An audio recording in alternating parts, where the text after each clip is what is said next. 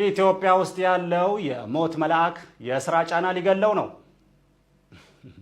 እያንዳንዱ ቤት እየገባ ያለው የሞት መልአክ እንደ ቆጣሪ አንባቢ የሁሉንም ቤት እያንኳኳል። ከወጣቱ ይልቅ ለሞት መልአክ የስራ ዕድል የፈጠረችው ሀገር ጦርነቶችን በማጧጧፍ ወጣቱን እንደ ጧፍ እያነደደች ሟች እያመረተች ነው።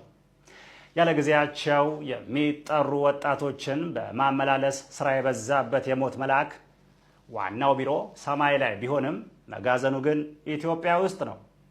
ይህም በመሆኑ አብዛኛው የኢትዮጵያ ሕዝብ እቁብ ትቶ እድር እየጀመረ ነው። ተመልሰናል።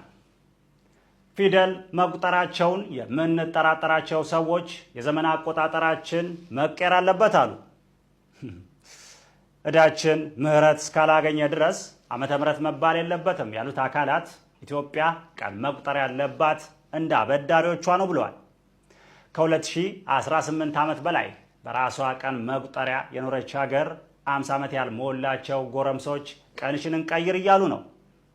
እነዚህ ሰዎች መቀየር ከፈለጉ የኢትዮጵያን ትተው የድሆችን ቀን ቢቀይሩ 1000 ዓመት ይመሰገኑ ነበር ተብሏል። የኢትዮጵያ ቀኗ ብቻ ሳይሆን ስሟም ይቀየር ብለው የተሰበሰቡት እነዚህ ቡድኖች በዓለም ዲክሽነሪ ላይ ረሃብተኛ የሚለው ስሟን እንዴት መቀየር እንደሚችሉ አልተወያዩ።